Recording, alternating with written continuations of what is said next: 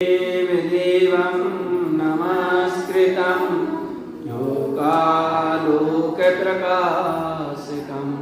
त्रैलोक्यं भुवनार्थं ज्योति ओंकारं च विन्दते। बोलिए पंचपदेशी भगवान की जय हो। 24 तीर्थंकर भगवान की जिनवाणी मातेश्वरी की सद्गुरु तारण मंडाचार्य महाराज की शुद्धात्म देव की 58 नंबर की गाथा से मिथ्या देव और अदेव का स्वरूप यहाँ पर बता रहे हैं और उनकी मान्यता का क्या फल होता है ये 58 नंबर की गाथा से वर्णन कर रहे हैं। मिथ्या यहाँ करें मिथ्या देवं च कृतं च ज्ञानं ज्ञान दृष्टे दुर्बुद्धि मुक्ति मार्गस्य विश्वासंदर्यं पतम। मिथ्या देवं च कृतं च मिथ्या देव के स्वरूप को गुरुदेव यहाँ कह रहे हैं। ज्ञानं ज्ञान दृष्टि जिन्हें ज्ञान में कुछ ज्ञान दिखाई देता है, जो यथार्थ ज्ञान को नहीं जानते, जो दुर्बुद्धि मुक्ति मार्गस्य दुर्बुद्धि जीव उन्हें मोक्ष मार्गी कहता है। विश्वासंदर्यं पतम उन पर विश्वास करता है और नरक का पात्र बनता है। ऐसा कल अपन ने इस गाथा की चर्चा की थी। आज 59 नंबर की गाथा में क्या कह रहे हैं? जस देव उपाद्यन्ते क्रियते लोक मूढ़यं तत्र देवं च भक्तं च विश्वासं दुर्गतिभाजनम्। जिस जीव को ऐसे देव की उपासना करने के भाव रहते हैं वह जीव क्रियते लोक मूढ़यं लोक मूढ़ता वह फिर लोक मूढ़ता भी कहता है। क्रियते लोक मूढ़यं तत्र देवं च भक्तं च वहाँ मिथ्या देव की भक्ति विश्वासं दुर्गतिभाजनम् विश्वास करके जीव दुर्गति का पात्र बन जाता है। यहाँ देखो क्या कह रहे हैं कि जो जीव किसकी मिथ्या देव की उपासना करते हैं फिर वे लोग मूढ़ता भी करते हैं।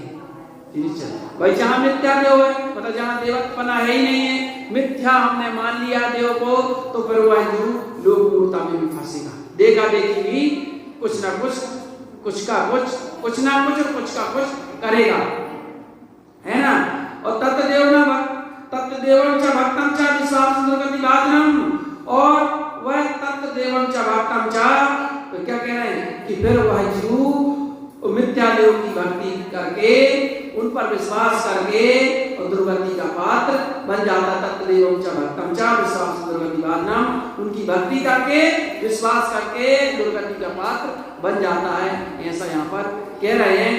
और देखो एक बहुत अच्छी गाथा यहाँ पर कह रहे हैं 60वें नंबर की गाथा में अदेवं देव प्रोक्तं च अंधम् अंधेन दृश्यते मार्गं पितृवेशं च अंधकुंभ पतन्ति। अदेवं देव प्रोक्तं च कि जो अदेव को देव मानते हैं, क्या जो अदेव का मतलब जिसमें चैतन्यता रहित वस्तु को देव मानना, कि जो जीव अदेव को देव मानते हैं वो ऐसा ही है अंधम् अंधेन दृश्यते, जैसे कोई अंधा अंधे को मार्ग बता रहा हो, है ना।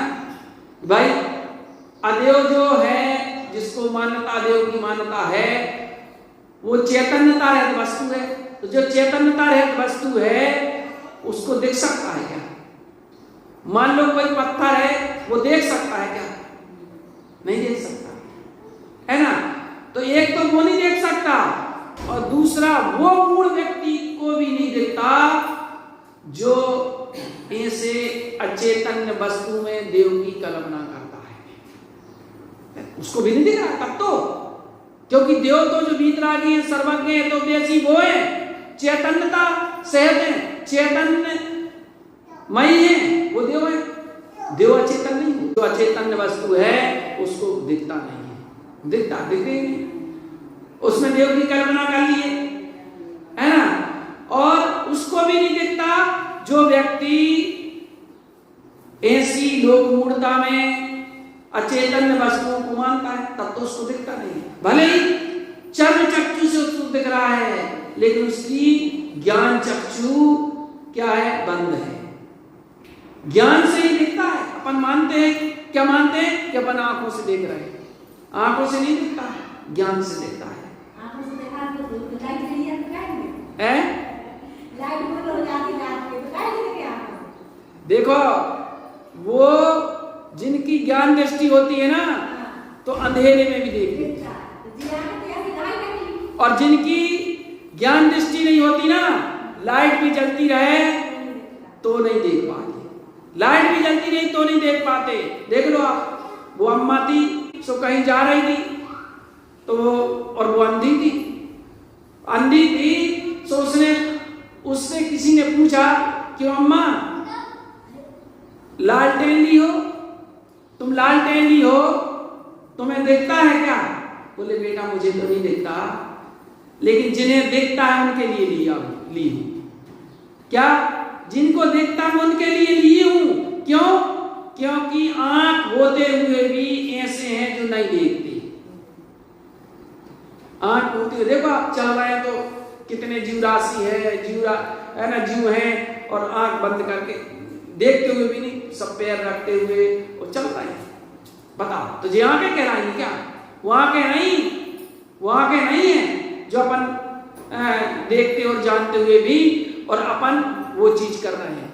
वही जो चीज दुखमय है अपन देखते हुए भी करते ही नहीं करते। और देख लो आप संसार, गुटखा खाना दुखदाई है, देख रहा है कि नहीं देख रहा? जे देखना होता है फिर भी खा रहे हैं। व्यसन दुखदाई है, फिर भी व्यसनों का सेवन लोग करते हैं। तो बताओ, जे देखना नहीं है देखना, तो जे है वास्तव में देखना, ज्ञान से ही दिखता है, आंख से नहीं देखता। इसलिए हमारी ज्ञान चक्षु खुली है तो इन आंखों से भी देखेगा, और ज्ञान चक्षु बंद है तो ये आंखें खुली भी हैं तो भी नहीं देखेगा। इसलिए देवम देव प्रोक्तम च अन्नम अंधेन दृष्टते, ऐसा दिखता है कि जो अदेव को देव मानते हैं वो ऐसा लग रहा है जैसे अंधा अंधे को मार्ग बता रहा है। मार्ग प्रवेशम च, मार्ग मिलना संभव है, मार्ग प्राप्त करना संभव है, मार्ग मिलेगा उसको बताओ है? जो अंधा अंधे को मार्ग बताएगा तो उसको मार्ग मिलेगा? नहीं मिलेगा। क्या कह रहे हैं? अंधकूप पतंती चे, वे तो भैया दोनों ही अंधकूप में गिर जाएंगे। जब अंधा मार्ग बताएगा तो बस मिलेगा। वो अंधा लंगड़ा की कहानी है ना, एक था अंधा और एक था लंगड़ा, है ना, किताब में ना, एक था अंधा और एक था लंगड़ा। तो क्या किया? अंधे ने एक था, हाँ, अंधे के कंधे में बैठ गया लंगड़ा, और लंगड़ा जो अंधा था वो चलने लगा। सो जो अंधा था लंगड़ा था उसको मार्ग बता रहा है, और जो अंधा था वो चल रहा है, उसकी आंखों से वो काम कर रहा है ना। तो वो लंगड़ा कौन था? वो ज्ञान है। क्या? वो ज्ञान है। और अंधा कौन है? वो चारित्र है। चारित्र है, चारित्र की आंख नहीं होती, ज्ञान की आंख होती है। इसलिए ज्ञान पूर्वक अगर चारित्र का पालन हम करते हैं तो वो चारित्र सम्यक माना जाता है। और अगर हम अज्ञानता पूर्वक चारित्र का पालन करते हैं तो वह चारित्र अंधा माना जाता है ना।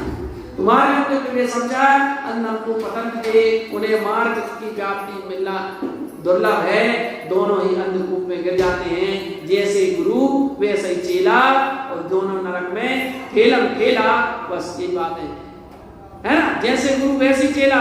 अगर बताने वाला के बुद्धि नहीं है, ज्ञान नहीं है, स्वयं ज्ञानवान नहीं है या धर्मी नहीं है, और वो धर्म की शिक्षा दे तो धर्म की प्राप्ति जीवन में होना असंभव है। इसीलिए अपन एक बहुत सूक्ष्मता से विचार करते हुए अदेवों की मान्यता को छोड़ें, सच्चे देव की आराधना करें तो निश्चित रूप से हमें मार्ग की प्राप्ति होगी। इसी मंगल भावना के साथ बोलिए श्री गुरु महाराज। चलो बोलो।